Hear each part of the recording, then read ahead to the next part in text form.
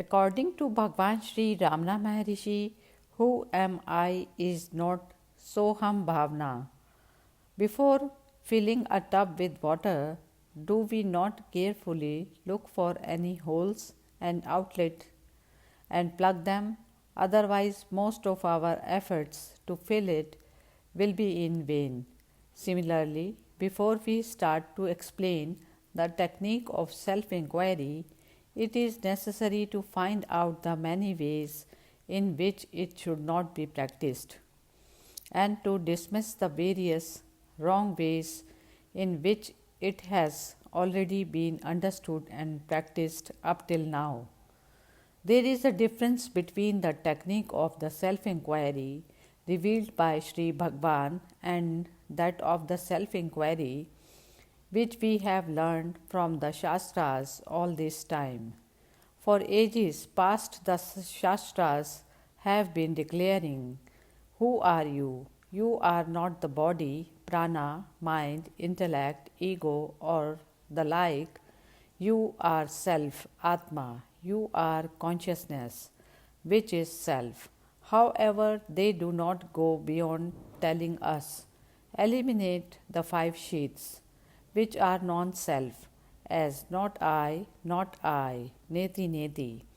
They do not explain who is to eliminate or the practical method how to eliminate, nor do they give in a precise and direct manner the proper clues to eliminate the non self.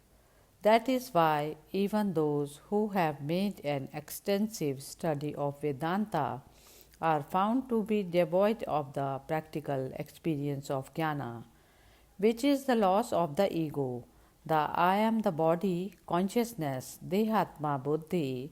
This is not only the case with those who study the Shastras and yet are not given to practice, but it is also the case with those earnest seekers who are sincerely attempting to put into practice what they have learned from the Shastras, though they repeatedly struggle in their thwarted attempts.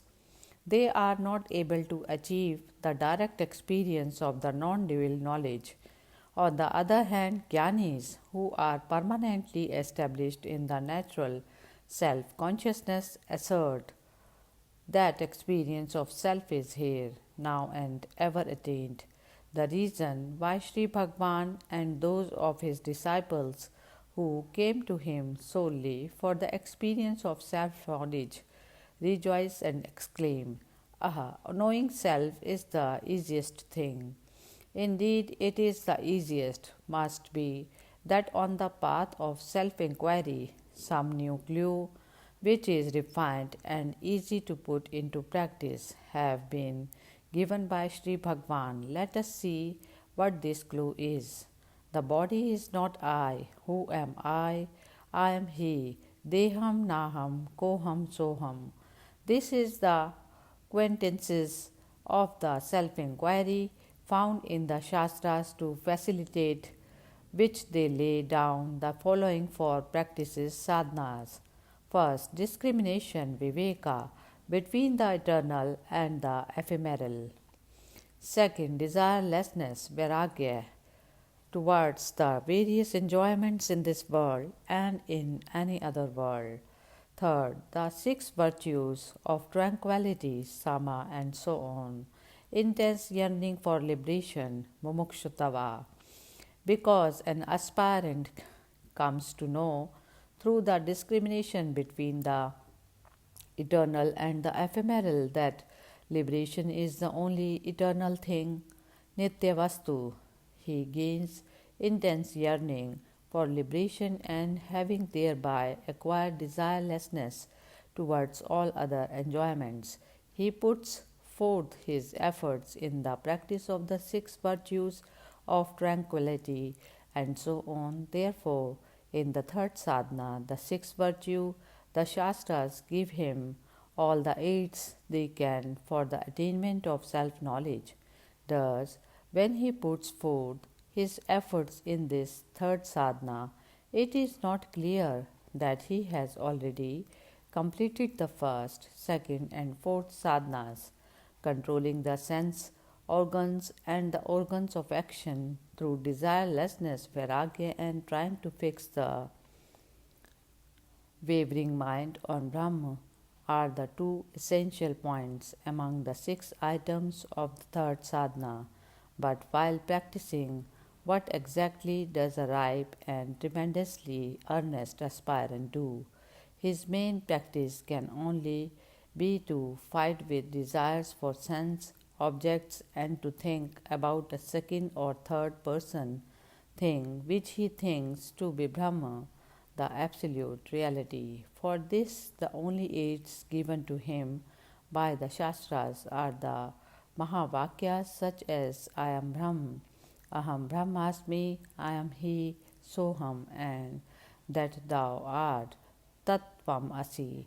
When meditation, bhavana upon the Mahavakyas is practiced, the efforts of the aspirant are merely flowing in the form of a thought. This I is that Brahma. Towards a second or third person, this thought is only a mental activity, manovritti. In these meditations, I am Brahma or I am that. What he feels as I is nothing but the mind, which he takes to be himself, because he who now meditates is the first thought, which has risen only after sleep came to an end, while the Brahman on which he meditates is the third person objects, which can come into existence only after his rising. So long as the ego, the I am the body consciousness lasts, when one hears the word Brahman, one can only take it to denote only one of the second or third persons and not any other thing.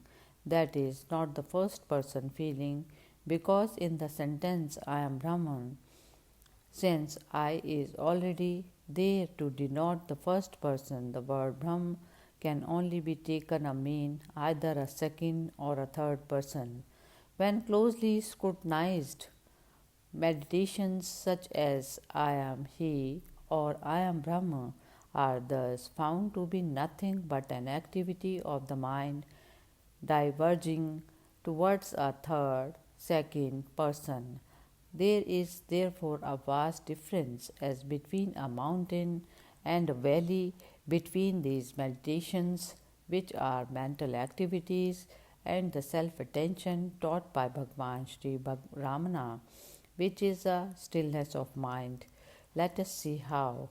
While practicing the meditation I am Brahma, the first person feeling roused by the words I am is at once disturbed by the word Brahma and diverted into a second or third person feeling solely to avoid this trouble in his work. Who am I? Bhagwan Sri Ramana has said, even if one incessantly thinks I, it will lead to that place, the state of Brahma. If while threading a needle, the two strands of the thread remain apart, even one strand which enters the eye of the needle will be pulled out by the other. Similarly, when one meditates I am Brahma, even the first person feeling roused by the words I am is disturbed.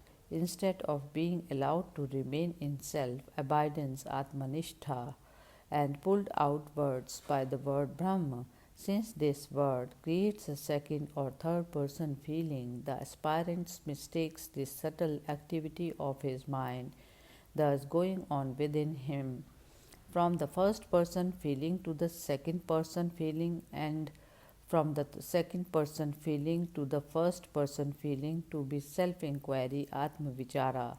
When, on account of such a subtle activity, the mind sometimes lies at rest in sheer exhaustion, the aspirant mistakes this quiescence of his mind, Manolaya, to be self realization, Gyan Samadhi, if this were really self realization, and I am the body identification could not revive when he wakes up, and unless the body identification were to revive, he could not resume the thread of the meditation I am Brahma.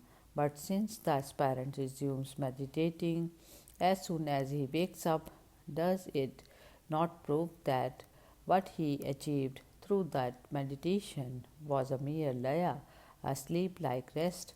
After waking up from a dream, one can in no way again identify the dream body as I in the second manner after awakening to self conscious self realization. The Jnani will not meditate I am Brahma, since the ego is known to be false. Hence, Sri Bhagavan, fitting, asks, since we are ever that, why should we forever be meditating that we are that?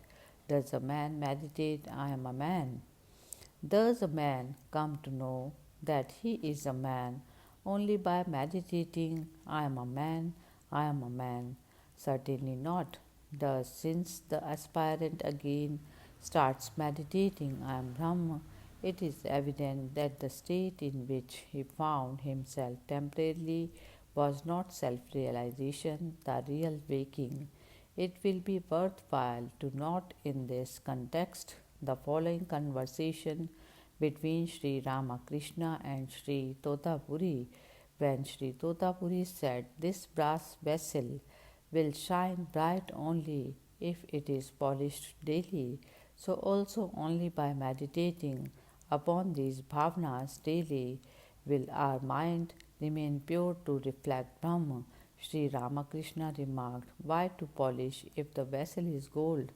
Thus, the meditations I am He, I am Brahma, I am that, Soham, Aham Brahmasmi, Tatham, and the like are nothing but activities of the mind, pravartis, but for self realization, this mind must be destroyed without leaving a trace. By engaging in such meditations, the mind will live for any number of ages, because activity is the food on which and by which the mind lives. It is only the attention to second and third persons that nourishes the mind. Therefore, since the mind is not annihilated by the meditations such as I am He, it will be kept alive forever, either by doing these meditations or by lapsing into quiescence lie whenever it is totally exhausted by such activities. Hence, because they do not bring about the annihilation of the mind, these meditations cannot be self inquiry taught by Sri Bhagavan, which destroys the mind once and for all. Other than this, meditating I am not this, I am that may be in some way an aid, but can it itself be the inquiry? Thus asked Sri Bhagavan, how these meditations may be an aid but cannot themselves be the inquiry will be explained in the appropriate place at the end of this chapter. Sri Bhagavan doesn't take these meditations to the self inquiry, self attention in the form who am I alone is the teaching of Sri Bhagavan. The method of inquiry of Sri Ramana is an attention intensely fixed on the first person. What is this I? Rather than meditating I am this or I am that, knowing well that any activity given to the mind in the form of an attention to the second and third persons, like japa, dhyana, etc., will not destroy it.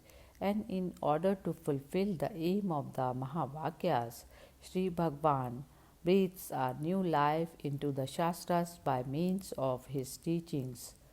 Who am I? A revelation which was not disclosed before now through the Shastras, and which is essential for an aspirant to be able to practice self inquiry without losing his way, has not been added to the world of Shastras by Sri Bhagavan.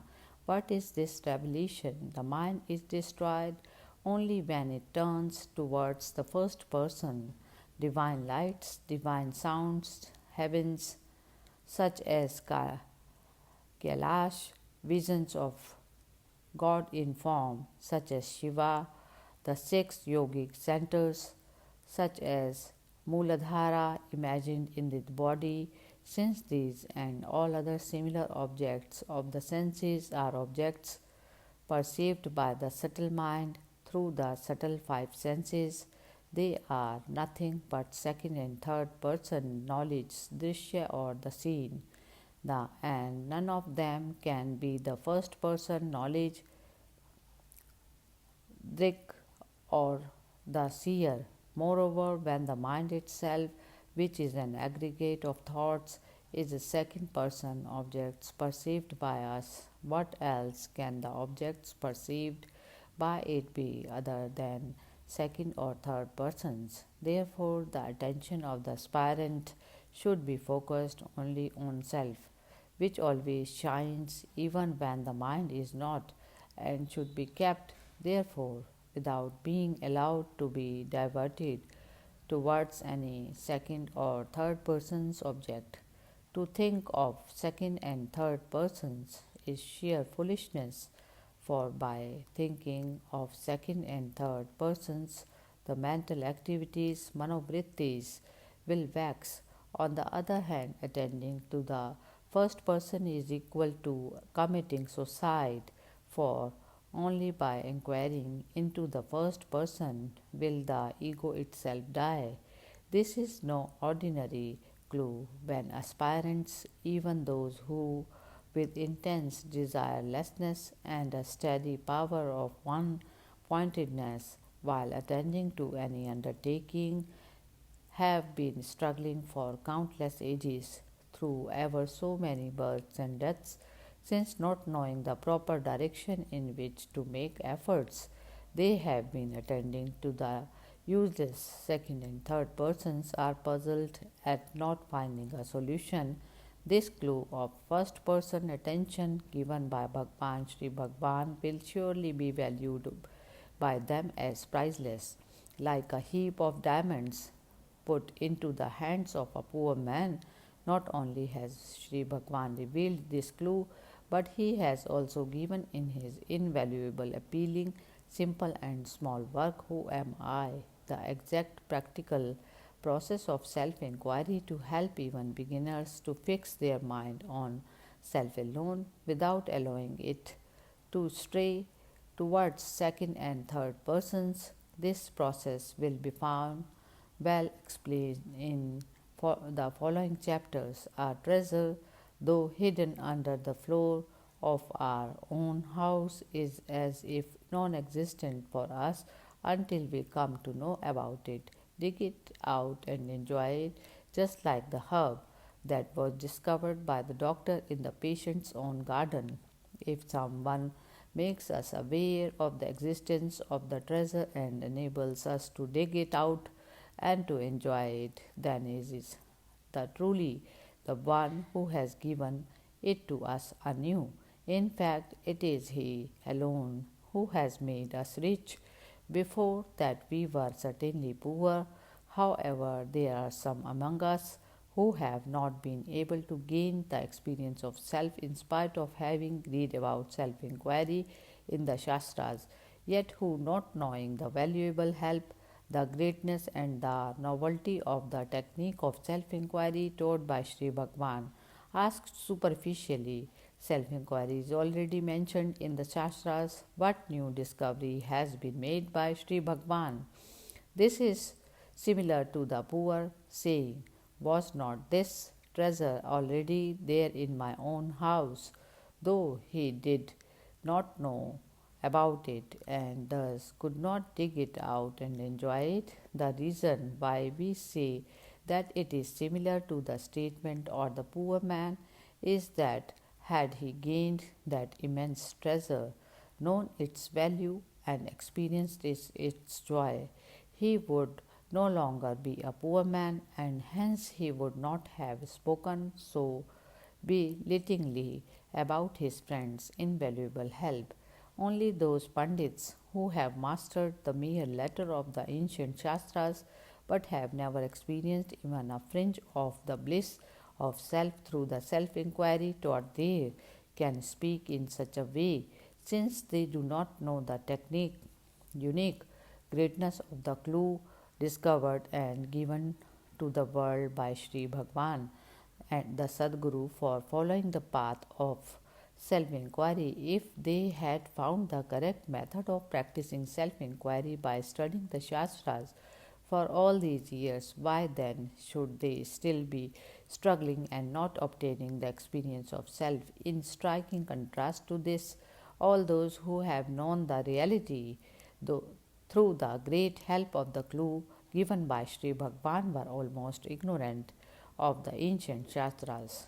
The consciousness I am, when felt alone with an adjunct as I am, so and so, become a thought of all thoughts. This thought is the first, but the consciousness which shines alone as I, without any adjunct, is self Atma or the absolute Brahma. This is not a thought, it is our being, that is our true existence. Therefore, the purpose of the Mahavakya I am Brahma taught by the Shastras is to give us a prior information about the final experience that Brahma is our pure existence and not to convert Brahman into one of our thoughts. Thus, I am Brahman is only a prior intimation of our true state, which we are yet to reach. Can our existence, which is beyond thought, be reached by thought, since it cannot be thought of to put an end to the rising of the I, thought through the inquiry, who am I? That is through self attention, and to abide as what remains after is the true implementation of the Mahavakya I am Brahma. Since the reality I exists within, beyond thought, who can and how to meditate upon that reality which is called the heart? To abide in the heart as it is, that is, without thought, is truly meditating upon it. Thus should you know. Until one gains the true experience of Brahma, Brahma Bhava, in whatever way one may meditate on Brahma, it will only be a thought about a second or third person. But instead, if one simply meditates I, since it is a first person attention, the I thought, which has thus started to meditate, will drown in its source and lose its form and separate existence, just like the stick used for stirring the funeral pyre and like the reflection of the sun directed from a mirror towards the sun itself. Thus, if one takes to meditating, I am Shiva, Shivoham, or I am He, Soham, and so on, the ego will wax the grow strong. Whereas if one attends to self, who am I, the ego will die.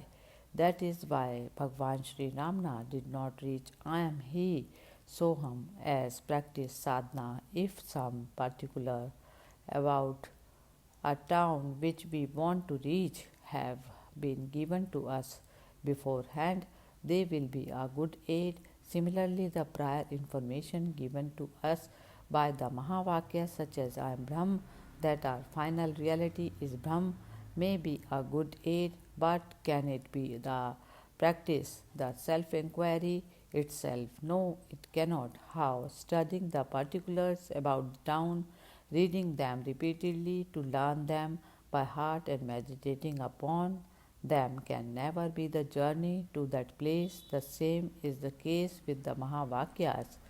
This is exactly what Sri Bhagwan meant when he wrote, meditating, I am not this, I am that, may be in some way an aid, but can it itself be the inquiry? And meditating, we are that, may be a good aid for reminding us to abide as self.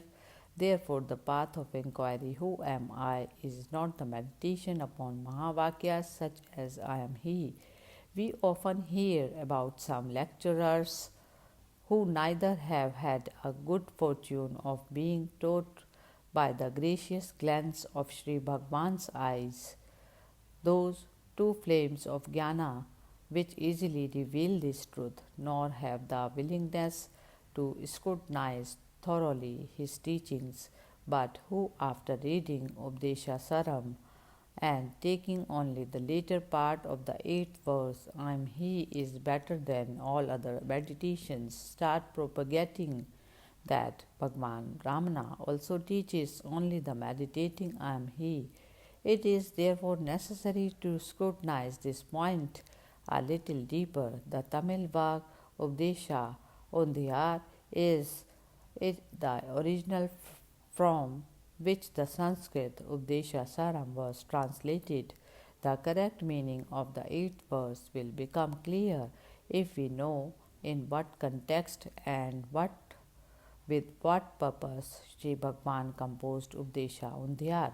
Sri Muruganar, the wholehearted disciple of Sri Bhagwan and a great Tamil poet, while writing Sri Ramana Sanidhi Murai, in which he describes the play of Lord Shiva with his devotees, was narrating is a meter called Undhya, the story of the dwellers of the Daruka forest in ancient days who were performing ritualistic practices and who, on account of their deceitful egoism, had become immensely conceited, feeling that there is no God except karmas. Thus, Sri Muruganar came to the point where Lord Shiva gives them instructions, Updeshas, to correct them and to show them the right path. He then realized the Bhagwan Sri Ramana, who is Arunachala Shiva himself, was the only proper authority to impart the spiritual advice of Lord Shiva and therefore requested him to complete the story by writing the instructions in the remaining 30 verses allotted in the work. Hence, in continuation of the story, Bhagwan Ramana started to compose Updesha Undhiyar, the instructions given by the Lord Shiva to the dwellers of the Daruka forest in those days. In the first two verses, actions performed with desire, Kamya karmas, are condemned. From verse 3 to 16, Bhagwan has summoned up all that has been said up till now in the Shastras about the three paths Nishkam Karma, Bhakti, and Raja Yoga. Without these 15 verses, the path of knowledge Gyan Marga is not at all mentioned by Sri Bhagwan. After giving instructions about puja and japa from verses 3 to 6, Sri Bhagwan describes the ancient methods of meditation in their order of priority in verse 7 and 8, and it is only in this context that it is said in the 8th verse to meditate I am He is better than meditating upon Him as another, because Sri Bhagwan was requesting to recount the essence of the instructions that Lord Shiva gave in ancient days to the dwellers in the Daruka forest. It became necessary for him to summarize the ancient paths also. Therefore, verse 3 to 15, which are the teachings of Lord Shiva, should not be taken to be the teachings based upon the direct experience of Sri Bhagwan. Self-inquiry alone in the direct teaching of Sri Bhagwan. Some may ask, all right, the meditation I am He may not be the actual teaching of Sri Bhagwan, but doesn't the ninth verse, by the strength of such meditation remaining in one's true existence, which is beyond the range of meditation, is the very nature of supreme devotion, imply that liberation, which is the supreme devotion, can be attained by the strength of such meditation. Now let us see what is in the course of an aspirant's practice the strength of such meditation is, and what changes take place in him through that strength. Throughout the time the aspirant was practicing the ancient methods described in verse third to seven, such as puja, meditation, and so on. His mind was imagining God to be a second or third person object. The reason why the meditation I am He was prescribed was to remove this ignorance and to help the aspirant gain full faith in the words of the Mahavakya and thereby to give him the firm conviction God is indeed the reality of the first person. The strength of such conviction is the strength of meditation, Bhav Bala, referred to in verse 9. However, why take to this roundabout path to gain the conviction that God or Brahma is the reality of the first person, since the ritualistics in the Daruka forest were stranded on a dead end route. They had to be led only through such a roundabout roundabout path by Lord Shiva. But as soon as we hear the instruction Sri Bhagwan in verse 14, Uladu Narapadu, only if the first person exists will be the second and third person exist. Why not we at once be convinced the second and third person live only because of the root the first person and turn directly towards self in order to bring back ultimately those aspirants who do not come to his path but direct their efforts towards second and third persons. Sri Bhagwan recommended this as the best of all the ancient methods of meditation, since as a prior information it acts as an aid for the aspirants to turn that attention towards the first person. Suppose the owner of the cow,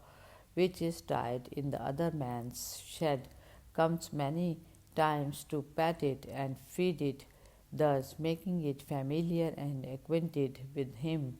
The cow will develop the conviction that he is its master. Then, after it has gained the strength of conviction, Bhavbala, that he is its master, when he brings it to its own shed, it will agree to stay there only because of its prior familiarity with him. The simile of the wasp and grub mentioned in the Shastras is meant only to illustrate the process by which the aspirant gains this strength of conviction during his practice. It shouldn't be taken to mean that the individual soul becomes Brahm through thinking, because the state of Brahm is not a thing to be newly created from some other thing, as a wasp is created from a grub. It is our natural state undergoing no change. This existence, that is Brahm, the feet of Ramana, is not a thing to go and unite with another thing, not a thing to become another thing, not a thing to be bored of, not a thing to be destroyed, not a thing to rise and set on any account. Therefore, would it be any in accordance with the eternal nature of the perfect state of Brahm to say that something can newly become that? Even the contention held that there is duality during practice and non duality after attainment is not true. Through the strength of such meditation at an opportune moments, the knowledge, do I not always exist? Why then should I meditate in order to exist? Will flash, and thus his attention will be drawn back all of a sudden and fixed on his existence consciousness. This self attention is exactly the technique of self inquiry, since through this self attention the meditation I am Brahm has now become unnecessary. The aspirant remains in his true existence I am Aham Asmi, which is the state of thought free consciousness. This is what is mentioned in verse 6. At any rate, what has to take place finally in the aspirant is self attention, which is the self inquiry taught by Sri Bhagwan. This love towards self, Swa Atma Bhakti, is the very nature of supreme devotion. Parabhakti Tattva as mentioned in verse 9, and that is liberation. Then from verse 16 to 29, Sri Bhagwan expounds the path of knowledge. Even here, a subtle difference should be noted between the way of teaching of the Shastras and that of Sri Bhagwan. First, in verse 16 to 20, Sri Bhagwan explains clearly the method of doing the inquiry, who am I, attending the self. Then, after giving us the understanding in verse 21st that the real thing denoted by the word I is self itself, he asserts his verdict that since the truth of I is self, the body, prana, mind, intellect, and the darkness of ignorance, all these five sheets being insentient, jada, and non existent asat, are not I, that which exists sat. In ancient shastras, the process of self inquiry is described as negating the five sheets as not I, neti neti. However, aspirants struggle not knowing how to do so. That is why Sri Bhagwan first gives us in verse 16 to 20 the technique of attending to self, which is the mean to know what I really is. Then he points out in verse 22nd that negating the five sheets is the outcome of knowing the self, real I. He thus implies that attending to I self is itself the method of negating the five sheets, the non self. Hence, in Updesh Undhiyar, Sri Bhagwan has amended the path of knowledge Gyan Marga by rearranging the back to front process described in ancient Shastras into a new and practical order, that is, that which was given as the practice neti neti is now pointed out to be the result I. Thus, from verse 16 to 29, Sri Bhagwan teaches that the inquiry, who am I, is the correct path of knowledge, and concludes Updesha Undhiyar by declaring in verse 30 that the only right tapas is to know and remain in self and not anything else. Hari Om Tat Sat.